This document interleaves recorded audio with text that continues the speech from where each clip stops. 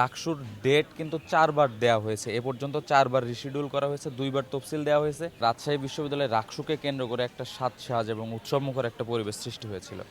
তো এই উৎসবমুখর এবং এই উৎসবের আমেজটাকে বিভিন্ন বিষয়কে ইস্যুকে সামনে এনে এটাকে নষ্ট করা হয়েছে।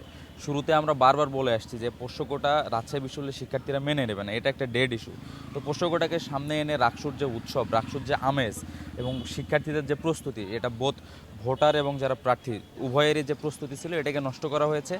সর্বশেষ সকল প্রস্তুতি থাকা সত্ত্বেও রাকসু নির্বাচনটাকে পেছানো হয়েছে, আপনারা জানেন। তো এই পেছানোর মাধ্যমে দুইটা জিনিস যেটা হয়েছে সেটা হচ্ছে এই যে উৎসব মুখর এবং উৎসবের যে আমেজ, রাকসুর যে আমেজ, এই আমেজটাকে নষ্ট করা হয়েছে এবং শিক্ষার্থীদের মনে সংশয় দেখা দিয়েছে। কারণ আপনারা জানেন যে রাকসুর ডেট কিন্তু ৪ বার দেওয়া হয়েছে। এ পর্যন্ত ৪ বার রিশিডিউল করা হয়েছে, ২ বার তফসিল দেওয়া হয়েছে, বেশ কয়েকবার তফসিল রিশিডিউল করা হয়েছে এবং ৪ বার তারিখ পরিবর্তন করা হয়েছে। তো এই জায়গা থেকে একটা সংশয়ের জায়গা শিক্ষার্থীদের মাঝে আসতেই পারে। আমরা বিশ্ববিদ্যালয় প্রশাসনকে আহ্বান জানাই এবং বিশ্ববিদ্যালয় প্রশাসনকে জোর দাবি জানাই যে শিক্ষার্থীদের মনে যে আশঙ্কাগুলো, যে সংশয়গুলো তৈরি হয়েছে, এই সংশয় দূর করার দায়িত্ব বিশ্ববিদ্যালয় প্রশাসনের।